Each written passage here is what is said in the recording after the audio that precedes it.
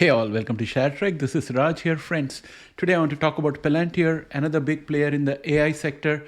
In the past, many times I have tried to understand their business and just couldn't get it. But this time I have more clarity about what they are doing. In this video, we are going to understand Palantir business and then we will use the financials to compare it with NVDA. We'll use NVDA as a benchmark to draw some conclusions because we understand NVDA much better and it seems to be the benchmark for the industry.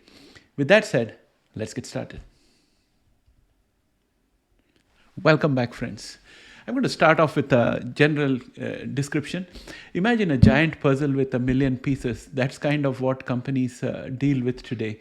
With data from sales, social media, sensors, and more, Palantir builds software that helps them put these pieces together.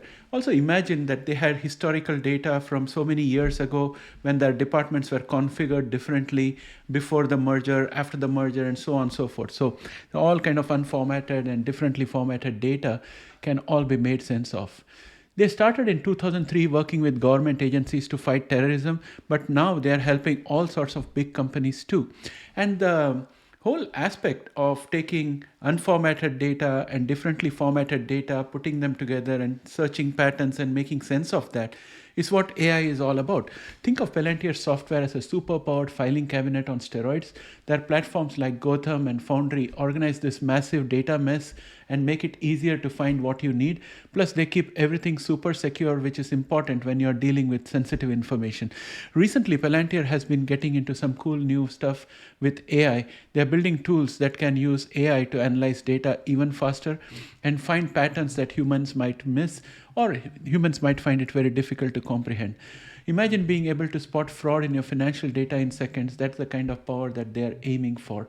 Now, how does Palantir compare to a tech giant like NVDA? And before you say, Raj, NVIDIA is all hardware and Palantir is a software company. I understand that. I'm using NVIDIA because I don't have another better example or something that all of us are not as familiar with as with NVIDIA.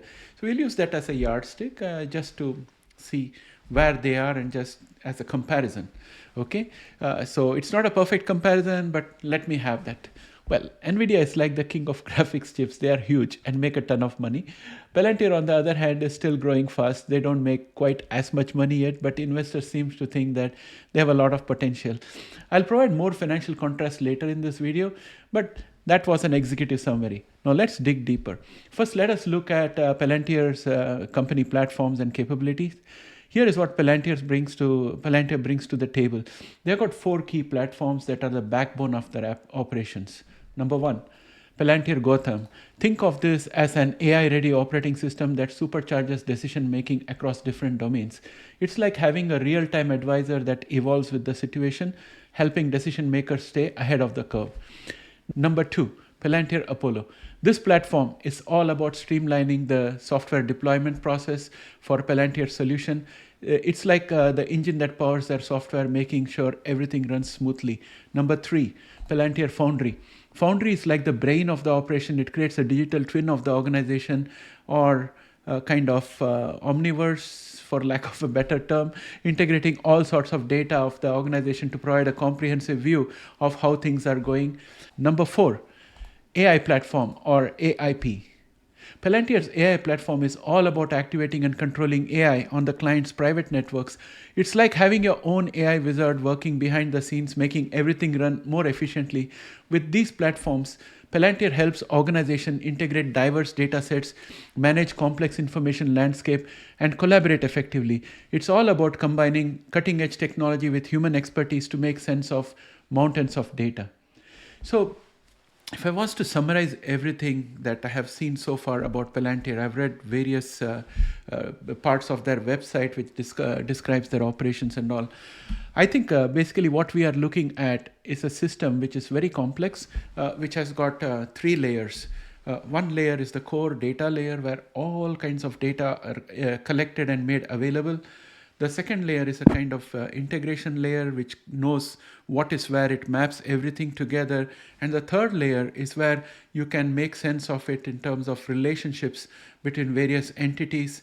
So it's something like that, which enables them to game out the situation and do what if analysis kind of things. and also try to find patterns and make decisions. Now, when it comes to defense, they have similar ability to interpret intelligence data and game out the systems. And Palantir claims that usually lab-grown systems fail in the field because it's all simulated data, whereas Palantir works on real data and it gets real-time feedback from operatives on the ground, as a result of which its systems are up to date, and they have the latest information, and it also provides various levels of commands, equal access to the situational awareness and awareness of all the information that goes into a particular decision-making session. So that's the kind of understanding I have of their defense offerings.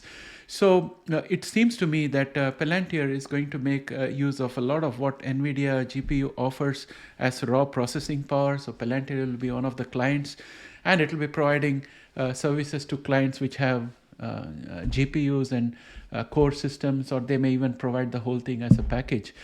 So that said, we have established that Palantir is part of the AI ecosystem. Now let's look at financial comparison with NVIDIA. Let's crunch some numbers and compare Palantir's financials with NVIDIA's. Number one, we look at Palantir's revenue. I'm showing you the chart out here, which has all the information. So we are first looking at the revenue section, and Palantir with a revenue of 2.24 billion in 2023 is solid. But if you look at NVIDIA came in at 60.92 billion, which is significantly higher, indicating NVIDIA's market presence and revenue generation capabilities. Also remember, they got a hefty margin on every GPU they sell, and they are rapidly producing more and more powerful GPUs and pricing it higher. So of course, this advantage may not last forever, but I have to put that caveat out there because it's a David Goliath comparison, but they are in the same field. Next is earnings per share. Palantir's EPS of $0.10, that is 10 cents, is modest compared to NVIDIA's higher EPS of $7.65, indicating stronger profitability per share for NVIDIA. I'm starting to feel that it's not a fair comparison, but since I have already done the groundwork, let me proceed with this.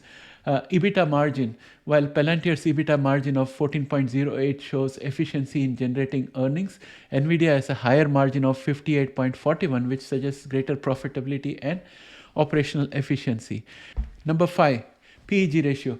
Palantir's PEG ratio of 1.88 suggests it might be relatively overvalued compared to NVIDIA's lower ratio of 1.22. And in fact, both the companies indicate overvaluing.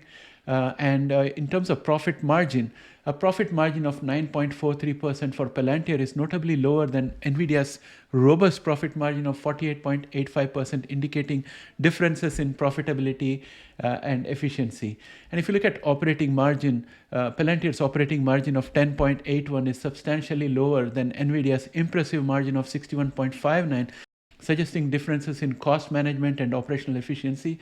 However, I do not expect NVIDIA's superlative margins to last forever. This is all because they are getting such a huge premium on their GPUs because there's a shortage and everybody is rushing to place orders to build the infrastructure of the future. So as long as this shortage exists, NVIDIA will have huge margins. As long as they don't have competition, NVIDIA will have huge margin. And NVIDIA is very clever.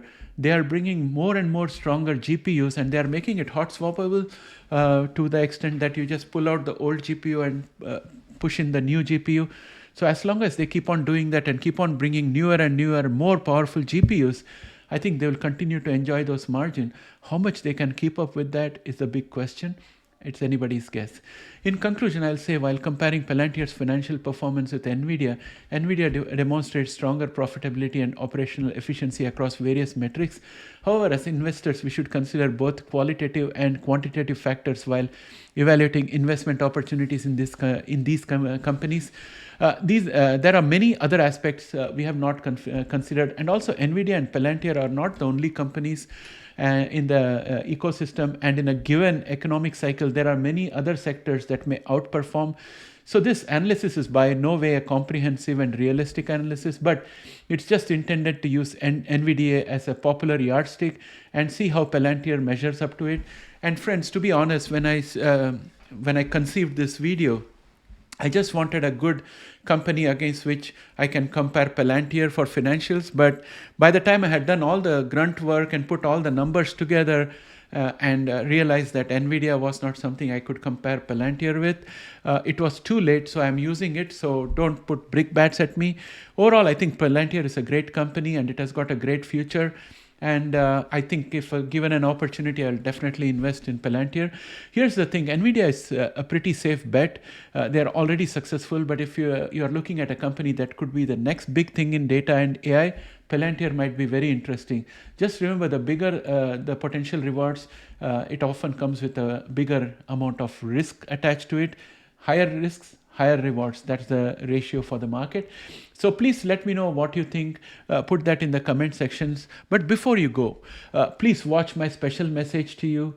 Dear viewers, I'm your host Raj, and today I have exciting news for you. I'm thrilled to introduce an exclusive low-cost membership opportunity designed to elevate your experience and deepen your engagement with our community. At the same time, it will also strengthen the channel.